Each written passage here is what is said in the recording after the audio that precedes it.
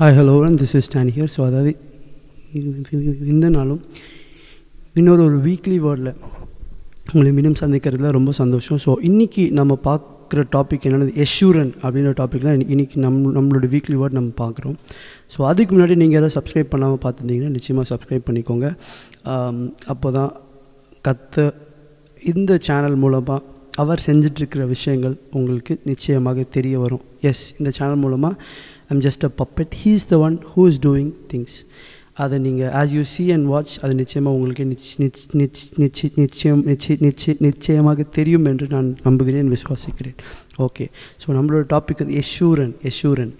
அந்த வார்த்தைக்கு அர்த்தம் பார்த்தா கிட்டத்தட்ட 2 பேஜ் எடுத்து வச்சுருக்கிறேன். ஸோ நம்ம அத்தனையும் பார்க்க முடியாது. ரொம்ப சிம்பிளிஃபைடாக அல்லது ரொம்ப ரொம்ப ரொம்ப இம்பார்ட்டண்ட்டாக ஒரு சில விஷயத்தை மட்டும் நான் அப்படியே சொல்லிடுறேன். அப்படியே இந்த விஷயங்கள் வந்து யார் இதனுடைய அர்த்தத்தை போட்டிருக்கான ஸ்காலர்ஸ் அவங்களுடைய அர்த்தங்களை என்ன சொல்ல, ஏன்னா அந்த ஒரு வேர்டுக்கு எத்தனையோ அர்த்தங்கள் இருக்குல்ல, அந்த மாதிரி என்ன சொல் டிஃப்ரெண்ட் ஸ்காலர்ஸ் டிஃப்ரெண்டான மீனிங்ஸை எடுத்து போட்டிருக்காங்க. அதனால் சொல்கிறேன். ரைச்சியஸ் ஒன் அப்படின்ற அர்த்தம் ஒரு பர்டிகுலர் இதில் எஷ்யூரன்ற வார்த்தைக்கு ரைச்சியஸ் ஒன் அப்படின்னு, ரைச்சியஸ் சொன்னால் நீதிமான் அப்படின்னு இருக்குது. அதுக்கு பயஸ்ன்னு ஒன்றில் இருக்குது. பயஸ் அப்படின்னா ரொம்ப ரொம்ப ரிலீஜியஸாக எல்லாத்தையும் ரொம்ப ஸ்ட்ரிக்டாக ஃபாலோ பண்ணுறவங்க, பக்கா ரூல்ஸ் படி அப்படியே வாழ்கிறவங்க அப்படின்றத சொல்கிறதுக்காக எஷ்யூரன்ற வார்த்தை யூஸ் பண்ணுறாங்க அப்படின்னு சொல்லப்பட்டிருக்கு. அதுக்கு அவர் நோப்லஸ்ட் அண்ட் பெஸ்ட் அமங் யூ அப்படின்ற வேர்டு இந்த இடத்துல இருக்குது. ஸோ அதுக்கு என்ன அர்த்தம்னா, இருக்கிறதுலே ரொம்ப ரொம்ப சிறந்தவர்கள் அப்படின்றத குறிக்கிறதுக்காக அந்த ஒரு வார்த்தையை யூஸ் பண்ணுறாங்க அப்படின்னு இருக்குது. அதே மாதிரி reminding high dignity confined among them. So அவங்கள கர்த்தர் எந்த அளவுக்கு மேன்மையாக வச்சுருக்கிறாரு அப்படின்றத அவங்களுக்கு என்ன ஞாபகப்படுத்துறதுக்காக அந்த வார்த்தையை கர்த்தர் யூஸ் பண்ணிக்கிறாருன்றதுல ஒன்று அப்படின்ற மாதிரியும் ஒரு பர்டிகுலர் மீனிங் இருக்குது. அதே மாதிரி அதுக்கப்புறம் இன்னொரு அர்த்தம் வந்து டோக்கன் ஆஃப் அஃபெக்ஷன் அப்படின்னு இருக்குது. அதாவது என்ன சொல், கர்த்தர் தன்னுடைய பாசத்தை காட்டுறதுக்காக யூஸ் பண்ண வேர்டுன்ற மாதிரியும் இருக்குது. ஸோ இத்தனை மீனிங்ஸ் இருக்குது. இது நம்ம அந்த வசனத்தின்படியே பார்த்தோன்னா அதுலேயும் ஒரு மீனிங் இருக்குது, அதை நம்ம பார்க்கலாம். ஸோ இத்தனையும் இருக்குது. இத்தனையும் வந்து நம்ம மொத்தமாக சேர்த்து ஒரு மீனிங் சொல்லணும்னா ரொம்ப சிம்பிளாக சொல்லட்டுமா, ரொம்ப சிம்பிளாக அந்த வார்த்தைக்கு என்ன அர்த்தமாக இருக்கலன்னா, அது எஷ்யூரன் அப்படின்ற அந்த வேர்டு காட் சொல்லும்போது அவர் நிச்சயமாக இந்த அர்த்தத்தை சொல்லி பண்ணுறது நான் விசுவாசிக்கிறேன். இப்போது நம்ம ஒருத்தருக்கு என்ன சொல்கிறது, நம்ம வீட்டில் ஒரு நாய்க்குட்டி இருக்குதுன்னு வச்சுக்கலாமே, ஒரு டாக் இருக்குன்னா, அல்லது நம்ம வீட்டில் நிறைய பெட்ஸ் இருக்குதுன்னு வச்சுக்கலாமே, இருந்துச்சுன்னா நமக்கு எத்தனை இருந்தாலும் நமக்கு இது ஒன்று ரொம்ப பிடிக்கும். அது நம்மளோட நம்மளோட ரொம்ப ஃபேவரட்டாக இருக்கும். அதுக்கு என்ன சொல்ல, அந்த பர்டிகுலர் நேமை கூப்பிடும்போதே நம்ம ரொம்ப அஃபெக்ஷனோடு கூப்பிடுவோம். அல்லது ஃபார் எக்ஸாம்பிள் ஒரு அப்பா அம்மாவுக்கு வந்து ஒரு கிட்ட 3-4 சில்ட்ரன் இருக்காங்க, அவங்களுக்கு என்ன 3-4 பசங்க இருக்காங்கன்னு வச்சுக்கலாம். அதில் அந்த பசங்க லாஸ்ட்டாக பிறந்தவங்க ரொம்ப ரொம்ப பிடிக்குன்னு வச்சுக்கலாம், கடைக்குட்டி ரொம்ப ரொம்ப பிடிச்சிருக்குன்னா அவங்களுக்கு வந்து அவங்க அஃபெக்ஷனோட எல்லோம், பட்டு, அம்மு, புஜி, இந்த மாதிரி டிஃப்ரெண்ட்டாக என்ன சொல், அவங்களோட அஃபெக்ஷனேட்டாக அவங்களோட உண்மையான பேர் ஒன்று இருந்தாலும் அவங்க அஃபெக்ஷனேட்டாக கூப்பிட்றதுக்கு ஒரு பேர் இருக்கும்ல அப்பா அம்மாவுக்கு. அது என்ன சொல், பெட் நேம். அந்த மாதிரி இஸ்ரேலுக்கு, ஆனால் அவர் சும்மா கூப்பிடல, என்ன முக்கால்வாசி நம்ம அஃபெக்ஷனாக கூப்பிட்ற அந்த நேம்ஸ்க்கு வந்து என்ன ஒரு சில அர்த்தங்களே இல்லாமல் கூட இருக்கலாம். ஆனால் அது காட் வந்து அர்த்தத்தோடு கூப்பிட்றாரு, அர்த்தத்தோடு அஃபெக்ஷனேட்டாக கூப்பிட்றாரு. ஸோ அப்படிதான் நான் பார்க்குறேன். ஸோ அந்த அர்த்தம் என்னென்னு பார்த்தா ரைச்சியஸ் ஒன் அப்படின்றாரு. அது மாதிரி இதுதான் நம்ம இதுக்கு முன்னாடி பார்த்தோம். ஆனால் இந்த வசனத்தில் இருக்கிறபடி நம்ம எடுத்து பார்த்தோன்னா, ஏசாயா 44ஆம் அதிகாரம் 2ஆம் வசனம். I'm just going to read this verse. இந்த வேர்ஸை as I'm going to read, நான் இப்பொழுது படிக்கும்போது நீங்கள் அப்படியே உங்களுடைய ஆவியில் ரிசீவ் பண்ணிக்கோங்க. ஏன் அப்படி சொல்கிறேன்னா, நம்ம வந்து ஒரு சில நேரத்தில் கர்த்தருடைய வார்த்தைகளை நம்மளோட மைண்டில் ரிசீவ் பண்ணுவோம். ஆனால் அது வந்து நமக்கு தேவையான அந்த வார்த்தையில் இருக்கிற சத்தை ஃபுல்லாக ரிசீவ் பண்ணாது. ஆனால் நம்மளுடைய ஆவியில் ரிசீவ் பண்ணோன்னா அது நமக்குள்ளே போய் நமக்கு தேவையான தேவ பலனை கொடுக்கும். என்ன கர்த்தருடைய சித்தத்தை செய்வதற்கு அதற்கு ஏற்ற மாதிரி நம்மளை அது ஆட்டோமேட்டிக்காக ஸ்ட்ரென்தன் பண்ணுவோம். இது வந்து எப்படின்னா, நம்ம எப்படி ஒரு ஃபுட்டு சாப்பிடும்போது சாப்பாடு நம்ம எடுத்து சாப்பிடும்போது நம்மளுடைய பாடி வந்து என்ன பண்ணுது, நம்ம அதை என்ன மென்று சாப்பிட்றோம், அப்போது வந்து அது நம்மளுடைய பாடிக்குள்ளே போகுது. அதுக்கப்புறம் நம்மளுடைய பாடியிலேருந்து டிஃப்ரெண்ட் பார்ட்ஸ்குள்ளே போய் அது என்ன பண்ணுது, அதுக்குள்ளே இருக்க நியூட்ரியன்ஸை, அதுக்குள்ளே இருக்க சத்துக்களை, vitamin A, vitamin B, vitamin என்னென்னமோ சத்துக்களெல்லாம் நம்மளுடைய பாடி ஃபுல்லாக இது எப்படி அப்சர்வ் பண்ணுதோ அதே மாதிரி தான் கர்த்தருடைய வார்த்தையும். கர்த்தருடைய வார்த்தை வந்து பிரேக் ஆகுது. எப்படின்னா கர்த்தருடைய வார்த்தையை நம்ம இது மாதிரி கேட்கும்போது எக்ஸ்பிளைன் பண்ணுறோம்ல, அப்போ வந்து வார்த்தை வந்து என்ன பிரேக் ஆகுது. ஸோ அதுக்கு கடிச்சதுக்கப்புறம் நமக்குள்ளே போகுது.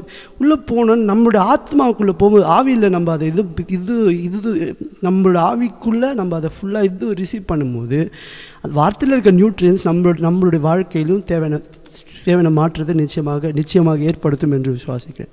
ஸோ அதனால தான் I want you to receive it in your spirit. So ஏசாயா 44:2 உன்னை உண்டாக்கினவரும் தாயின் கர்ப்பத்தில் உன்னை உருவாக்கினவரும் உனக்கு துணை செய்கிறவரும் ஆகிய கர்த்தர் சொல்லுகிறதாவது, என் தாசனாகிய யாக்கோபே, நான் தெரிந்து கொண்ட யெஷூரனே, பயப்படாது. ஸோ இந்த வார்த்தைகளை தான் அவர் வந்து அவங்கள பார்த்து சொல்கிறாரு. ஏன் இப்படி சொல்லணும் அப்படின்னா, ஒரு வேளை இஸ்ரேல் ஜனங்க அவங்க இருந்த அந்த நேரத்தில் அப்போ இருந்த சுச்சுவேஷன் வச்சு நம்ம பார்க்கும்போது கர்த்தர் நம்ம கூட தான் இருக்காருன்ற பயம் அவங்களுக்கு ஒரு வேளை வந்திருக்கலாம். ஏன்னா அவங்க எக்கச்சக்கமாக விக்கிரக ஆராதனை கர்த்தர் பேச்சே கேட்டிருக்கோம். நிறைய ப்ராஃபிட்ஸ் அனுப்பியிருப்பார், என்னென்னமோ பண்ணி அவர் சொல்கிறதுக்கு அவங்க கொஞ்சம் கூட ஒத்துழைச்சிருக்கவே மாட்டாங்க. அந்த கானானுக்குள்ளே போகும்போதே சொல்லியிருப்பார், இதெல்லாம் செய்யுங்க, இதெல்லாம் செஞ்சிங்கன்னா உங்களுக்கு வந்து நிச்சயமாக ஆசீர்வாதம் வரும், இல்லைனா உங்களுக்கு தேவையில்லாமல் சாபம் வரும்னு சொல்லியிருப்பார். ஆனாலும் அவங்களால அதுபடி இருக்க முடியாமல் ரொம்ப கஷ்டப்பட்டுட்டு இருப்பாங்க, இங்கே அங்கேயுமா இருக்கும். அப்போது அவங்கள பார்த்து இந்த வார்த்தைகள் சொல்லப்படுது, நான் தெரிந்து கொண்ட யெஷூரனே, பயப்படாதேன்ற வார்த்தைங்க. ஏன் இது அந்த வார்த்தையை இங்கே கொண்டு வராருன்னா, ஸோ அவர் அந்த வார்த்தையை சொல்கிறதுக்கான நோக்கமே என்னென்னா, அவங்க ஏதோ ஒரு விதமான பயத்தில் இருக்கிறாங்கன்றத வேறு யாருக்கு தெரியுதோ இல்லையோ, ஆனால் அது கர்த்தருக்கு தெரிஞ்சிச்சு. அதாவது இஸ்ரவேல் ஜனங்க ஏதோ அவங்களுக்குள்ள ஒரு பயம் இருக்குது. ஏன்னா அவங்களுக்கு தெரியும், நம்ம கூட கர்த்தர் தானே எதை வேணால் ஜெயிக்கலாம், உலகத்தில் எவ்வளோ பெரிய ராஜா வேணால் ஒன்றும் இல்லாமல் பாக்கிடலாம், ஆனால் கர்த்தர் இல்லைன்னா நமக்கு என்ன ஆகும்னு அவங்களுக்கு நல்லா தெரியும். ஸோ அதனால் அவங்களுக்குள்ள ஒரு விதம் பயம் வந்திருக்கலாம். அதனால் அந்த பயத்தை கர்த்தர் பார்த்துட்டு அவங்கள பார்த்து சொல்கிறாரு, நான் தெரிந்து கொண்ட யெஷூரனே அப்படின்றாரு. இதை கேட்குற நம்மளும் ஏதோ ஒரு விதமான பயத்தில் இருக்கலாம். ஆண்டவரே, ஐயோ கர்த்தர் என் கூட இருக்கிறாரா, அவர் சொன்னபடி நான் செஞ்சேனா இல்லையா தெரியலையே, நான் ஏதோ தப்பு பண்ணிட்டேனா, எங்கே விட்டேன்னு தெரியலையே, என்ன அப்படின்னு ஒரு விதமாக ஃபியரில் இருக்கலாம். அந்த ஃபியரில் இருக்க அந்த பர்டிகுலர் ஃபியரை வேறு யார் பார்க்குறாங்களோ கர்த்தர் பார்த்துட்டாரு. அதனால தான் கர்த்தர் என்ன பயப்படாதேன்னு சொல்லிட்டு அவங்கள பார்த்து சொன்ன மாதிரி நம்மளையும், அதனால தான் நம்ம இந்த வார்த்தை இப்போ கேட்டுட்டு இருக்கோம். அந்த இஸ்ரவேல் ஜனங்களுக்கு சொன்ன அதே கர்த்தர் நம்மளை பார்த்து சொல்கிறார், பயப்படாதே, நான் தெரிந்து கொண்டு யெஷூரனே, நீ என்ன பயப்படாதேன்றார். அப்போது இதை கேட்குற நம்மளுடைய நிலமை, அதாவது எனக்கு தெரிஞ்சு இருக்கிறது ரொம்ப பெரிய, நான் இப்போவே இந்த நரகத்தை நான் எக்ஸ்பீரியன்ஸ் பண்ணணும், அதுக்கு நான் வந்து என்ன பண்ணணும் அப்படின்னு நீங்கள் வந்து என்கிட்ட கேட்டிங்கன்னா நான் இந்த விஷயத்த சொல்லுவேன். என்னென்னா, ஒன்றுமே பண்ண வேணாம். என்னென்னா, என்ன கர்த்தர் பேச்சை கேட்காம கர்த்தர் நம்மக்கிட்ட கொடுத்து எல்லாத்தையும் வச்சுட்டு நம்ம இஷ்டத்துக்கு இருக்கிறது தான். ஒரு பர்டிகுலர் டைம் வரைக்கும் அல்லது இஷ்டத்துக்கு பாவம் மேலே பண்ணிட்டு நமக்கு எது கரெக்டுன்னு தோணுதோ டக்குன்னு செஞ்சுட்டு போயிட்டு அப்படின்லாம் விற்கிறக்கும் என்ன கர்த்தர் வைக்க வேண்டிய இடத்துல வேறு ஒரு விஷயத்தை வச்சு நம்ம இஷ்டத்துக்கு செஞ்சுட்டு போயிட்டே இருக்கலாம். அப்படி போயிட்டே இருக்கும்போது ஃபஸ்ட்டு போகும்போது ஒன்றும் தெரியாது. ஆனால் கொஞ்சம் போக ஒரு பாயிண்ட்டுக்கு அப்புறம் என்ன ஆகும், நான் ஒரு லைட்டாக ஒரு பயம் வரும், ஆண்டவர் என் கூட இருக்கிறாரா, ஐயோ அப்படின்னு ஒரு லைட்டாக பயம் வரும். அதுதான் நரகமே உண்மையிலே. ஏன்னா எனக்கு தெரிஞ்சு மற்றவங்களுக்கு அது ஒரு நரகமாக இல்லைன்னு எனக்கு தெரியல. ஆனால் கர்த்தருடைய அன்பை நல்லா ருசி பார்த்தோம், கர்த்தர் யாருன்றது நன்றாக தெரிந்தவர்களுக்கு அது உண்மையிலே it's most tormenting experience. If you want that experience you can do this. இஷ்டத்துக்கு இருங்க, என்னென்னா செய்யுங்க, நம்ம இஷ்டத்துக்கு பாவம் பண்ணலாம், எவ்வளோ வேணால் பாவமாக பண்ணி கர்த்தர் எவ்வளோ ஹர்ட் பண்ண முடியுமோ அவ்வளோ ஹர்ட் பண்ணி நமக்கு எதெல்லாம் சரின்னு தோணுதோ அந்த வழியிலலாம் போய் கர்த்தருக்கு கொடுக்க வேண்டிய இடத்த வேறு ஏதோ ஒன்றுக்கோ வேறு யாருக்கோ கொடுத்துட்டு கர்த்தர் அப்படியே கலட்டி விட்டுட்டு, அல்லது கர்த்தருக்கு இம்பார்ட்டன்ஸே கொடுக்காம சும்மா பேருக்கு கர்த்தர் சொல்லிட்டு, அதுதான் டேஞ்சர், அதுதான் இருக்குது டார்மெண்டிங். ஒருவேளை இஸ்ரேல் அந்த நிலைமையில் இருந்திருக்கலாம். இதை கேட்கும்போது இஸ்ரேல் அதே நிலைமையில் இருந்திருக்கலாம், இஸ்ரேல் ஜனங்க அதே நிலைமையில் இருந்திருக்கலாம். அவங்க அப்படியே என்ன காட் கிட்டேருந்து நன்மையை மட்டும் வாங்கிக்கிட்டு அப்படியே கழட்டி விட்டு அவங்க இஷ்டத்துக்கு வரலான்னு பார்த்துருப்பாங்க. அப்போது காட் வந்து அவங்களுக்கு வந்து வார்னிங் கொடுக்குறாரு. அதே நிலைமை இன்றைக்கி நம்மளுக்கும் இருக்கலாம். ஆனால் நமக்கு இருக்க நம்பிக்கை என்னென்னா இந்த வார்த்தை தான். என்ன கர்த்தர் அவங்கள பார்த்து சொல்கிற அதே வார்த்தை நம்மளை பார்த்து யெஷூரனே அப்படின்றார். அப்படின்னா என்ன அர்த்தம்? அந்த வார்த்தைக்கு நிறைய அர்த்தம் இருந்தாலும் அந்த அந்த வேர்டை போட்டு நீங்கள் வேணால் நீங்கள் வேணால் இது அதனுடைய அர்த்தத்தை நீங்கள் இது தேடி பாருங்கள். அதில் முக்கியமாக வருது என்னென்னா ரொம்ப ரொம்ப ரொம்ப ரொம்ப பிரதானமாக வருதுன்னா ரைச்சியஸ் ஒன் அப்படின்னு வருது. அப்போது நம்ம எல்லோரும் எப்படி ஒரு கிறிஸ்துவுக்குள்ளே ரைச்சியஸாக இருக்குது. உங்களோட பிரஸ்ட் பிளேட்டை எடுத்து டைட்டாக பிடிச்சி முன்னாடி வச்சுக்கோங்க. நம்மளோட நீதியின் மார்க் அவசத்தை எடுத்து முன்னாடி வச்சு நமக்கே ஒரு பயம் வரல, நான் கரெக்டாக தப்பான்னு எனக்கே தெரியன்றான். அந்த ஒரு ஃபியரோடையே கூட எடுத்து பிரஸ்ட் பிளேட் ஆஃப் ரைச்சியஸ்னஸ் எடுத்து அப்படி வச்சு என் கர்த்தர் என்னோடு இருக்கிறார், அவர் என்னை பார்த்து கூப்பிட்றார் யெஷூரனே என்று அவர் கூப்பிட்டுருக்கிறாரு. உங்கள் வாயை தெரிஞ்சு சொல்லும் போதே அவரோட நீதி உங்கள் மேலே வந்துடும். உங்களோட பயம் உங்களை விட்டு நீங்கள் அதை காடுடைய இன்டென்ஷன் என்ன தெரியுமா? அந்த வார்த்தையை அவங்கள பார்த்து சொல்கிறதுக்கு அவங்களுக்குள்ளே இருக்கிற பயம் நீங்கணுன்றது தான். ஆக்சுவலாக பைபிளில் நிறைய வாட்டி கேட்குற ஒரு பர்டிகுலர் வேர்டு என்னென்ன பயப்படாதே பயப்படாதே பயப்படாதே பயப்படாதே பயப்படாதே பயப்படாதே பயப்படாதே இந்த வார்த்தையை பல இடங்களில் ஃபியர் நாட் கேட்டே இருப்போம்.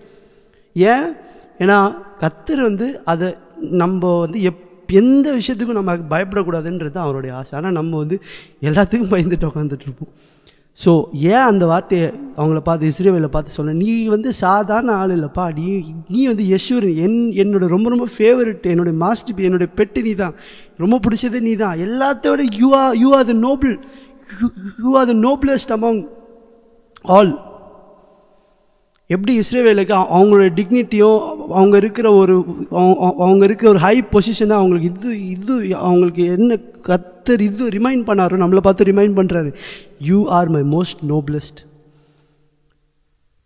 நான் உன்னை அங்கே வச்சுருக்கிறேன், நீ எதுக்கு பயப்படுறேன்னு நம்மளை பார்த்து சொல்கிறாரு. நம்ம தப்பே பண்ணியிருக்கலாம், அவர் நம்மளை பார்த்து சொல்கிறார் யூ ஆர் மை யெஷூரன், நீ என்னோட யெஷூரன், நீ என்கிட்ட வா மறுபடியும்ன்றார். இதை கேட்டுட்டும் இஸ்ரவேல் ஜனங்க அன்றைக்கி என்ன பண்ணாங்க? கர்த்தருடைய விஷயங்கள் அவங்களால என்ன பண்ண முடியும் புரிஞ்சிக்க முடியல. அவங்க ஒரு செவிட்டு விரியனை போல் இருந்துட்டாங்க, கேட்டும் கேளாத ஒரு போல் இருந்துட்டாங்க. ஸோ இதை கேட்குற நமக்கும் அப்படி ஒரு ஆப்ஷன் இருக்குது. ஸோ நம்மளுடைய வாழ்க்கையை நம்ம அடுத்தது என்ன பண்ணுன்றது நம்மளே டிசைட் பண்ணிக்கலாம். கர்த்தருடைய சத்தத்தை கேட்டு நான் அவருடைய ஸ்பெஷல் யெஷூரன், ஆண்டவரே என்னுடைய இதுக்கு இப்போ வரைக்கும் நான் என்னென்னமோ பண்ணிட்டேன், ஓகே, ஆனால் இதுக்கப்புறம் ஐ வாண்ட் யோர் வே. அதுக்கு எனக்கு நிறைய ஏன்னா அதுவும் நான் சொல்கிறேன், ஒரு பக்கம் கர்த்தருடைய வழியில் போகும்போது நமக்கு அன்கம்ஃபர்டபுள் ஜோனில் அவர் நிச்சயமாக கொண்டு போக வாய்ப்பு இருக்குது. அப்போது நமக்கு நிறைய ஒரு சில விஷயங்கள் லாஸை போல் வரலாம். அதை பார்த்து பயப்படாமல் அதன் மத்தியிலும் கர்த்தரை ட்ரஸ்ட் பண்ணி, கர்த்தருக்காக ஒருத்தர் ஏதாவது ஒரு விஷயத்தை லூஸ் பண்ணாங்கன்னா அதை அவங்க என்ன பெற்றுக்கொண்டார்கள் வசனம் இருக்குது. ஸோ ஒரு சில விஷயத்தை லூஸ் பண்ணியாவது எனக்கு நீங்கள் தான் வேணும் ஆண்டவர், அதுக்காக நான் என்ன வேணால் செய்ய ரெடின்னு சொல்லிட்டு யார் ஒருத்தர் உண்மையை ஃபர்ம் டெசிஷன் எடுக்கிறாங்களோ அவங்க உண்மையிலே கர்த்தருடைய யெஷூரன்ற ஸ்தானத்தை இன்னும் அழகாக தக்க வச்சுக்க முடியும். இந்த வார்த்தையை அப்படியே அசட்டையாக கேட்டு போனால் யெஷூரன் என்ன கொழுத்து உதைத்தான் அப்படின்ற நிலைமைக்கும் போக முடியும். Let's decide the right things in the presence of him. Let's close our eyes and நம்ம இப்பொழுதே நமக்கு தேவையான விஷயத்தை நம்ம இப்பொழுதே சூஸ் பண்ணிக்கலாம். நம்ம முன்னாடி கர்த்தர் ஒரு பக்கம் நன்மை, ஒரு பக்கம் தீமை, ஒரு பக்கம் ஜீவன், இன்னொரு பக்கம் மரணம், அதை வச்சு லைஃப் அண்ட் டெத் வச்சுருக்காரு. Let's choose the best. Let's close our eyes and ask for his grace. ஆண்டவரே முன்பாக வருகிறோம். We need you, this is all we pray. I need you. அதுக்கு நான் என்ன வேணால் லூஸ் பண்ண ரெடி, எனக்கு நீங்கள் வேணும். ஏன்னா நீங்கள் என்னை பார்த்து சொல்லியிருக்கேன், யெஷூரன் சொல்லியிருக்கிறீங்க. I trust and believe I am righteous. I want to simply obey you and do whatever you say, and I submit into your hands in Jesus.